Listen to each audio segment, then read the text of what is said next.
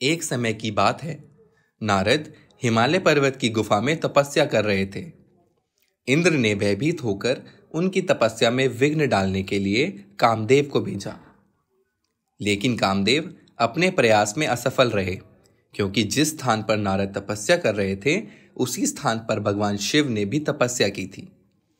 अपनी तपस्या पूरी होने के बाद नारद को अहंकार हो गया कि उन्होंने कामदेव को हरा दिया है। वह कैलाश पर्वत पर गए और भगवान शिव को अपने पराक्रम के बारे में बताया। नारद इतने भोले थे कि उन्होंने इस तथ्य का एहसास भी नहीं किया कि यह केवल शिव की दिव्य शक्ति के कारण हुआ है। भगवान शिव ने उनकी अहंकारपूर्ण बात सुनी। उन्होंने नारद को यह रहस्य किसी को न बताने की सलाह दी। लेकिन नारद ब्रह्मलोक गए और अपने पराक्रम का बखान किया। भगवान ब्रह्मा ने उनकी प्रचंड बातें सुनी और उन्हें यह बात किसी को न बताने की सलाह दी। लेकिन नारद तो संतुष्ट नहीं थे। वह अपनी उपलब्धि का समाचार भगवान विष्णु को देना चाहते थे। इसलिए वह भगवान विष्णु के निवास पर गए और उन्हें कामदेव को हराने का दावा किया। नारद को सबक सिखाने और उनके अहंकार को तोड़ने के लिए भगवान विष्णु ने भगवान शिव के आशीर्वाद से एक सुंदर शहर का निर्माण किया। जब नारद वैकुंठ लोक से लौट रहे थे तो उन्होंने एक सुंदर शहर देखा। इस नगर पर शील निधि नामक राजा का शासन था। राजा की एक पुत्री थी और उसका स्वयंवर आयोजित किया जा रहा था। उस स्वयंवर में भाग लेने के लिए अनेक राजा आए थे।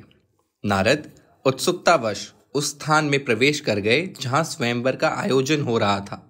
नारद के एक ब्राह्मण होने के नाते राजा ने नारद से राजकुमारी की हथेली की रेखाओं का अध्ययन करने का अनुरोध किया। नारद राजकुमारी की सुंदरता पर मोहित हो गए। वह भगवान विष्णु के पास लौट आए और उस राजकुमारी से विवाह करने की इच्छा व्यक्त की।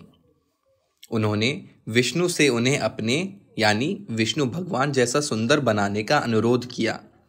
भगवान विष्णु ने नारद के चेहरे को छोड़कर उनका पूरा शरीर अत्यंत ही सुंदर बना दिया और चेहरे को उन्होंने बंदर का रूप दे दिया। नारद इस बात से अनजान होकर खुशी खुशी स्वयंवर के स्थल पर वापस चले गए। नारद राजाओं के बीच बैठे थे। उनका चेहरा वानर जैसा था।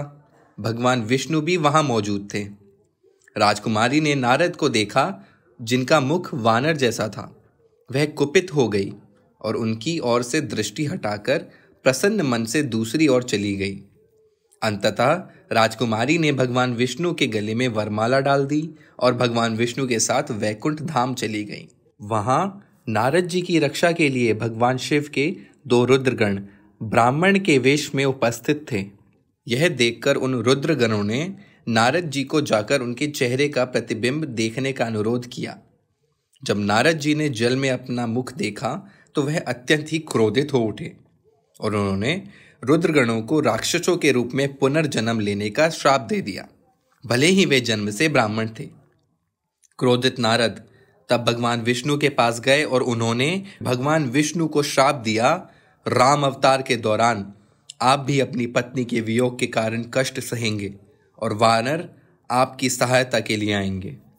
भगवान विष्णु ने बिना किसी हिचकिचाहट के नारद के श्राप को स्वीकार कर लिया। फिर उन्होंने उन मायावी शक्तियों को हटा दिया जिनसे नारद का मन प्रभावित हुआ था। अब नारद को अपने किए पर पछतावा हुआ। भगवान विष्णु ने नारद से कहा कि सब कुछ शिव की दिव्य माया के कारण हुआ है। तुमने उनकी सलाह पर ध्यान नहीं दिया और इसलिए शिव ने अपनी माया से तुम्हें सबक सिखाया है। शिव 3 मूल गुणों सत्व, रजस और तमस की पहुंच से परे हैं। इसलिए तुम्हें शिव की आराधना और नाम का चिंतन अवश्य करना चाहिए। तुम्हारे सारे पाप नष्ट हो जाएंगे। ऐसी ही और वीडियोस को देखने के लिए हमारे चैनल को सब्सक्राइब करें और बेल आइकन को दबाएं और इस वीडियो को लाइक और शेयर करना ना भूलें।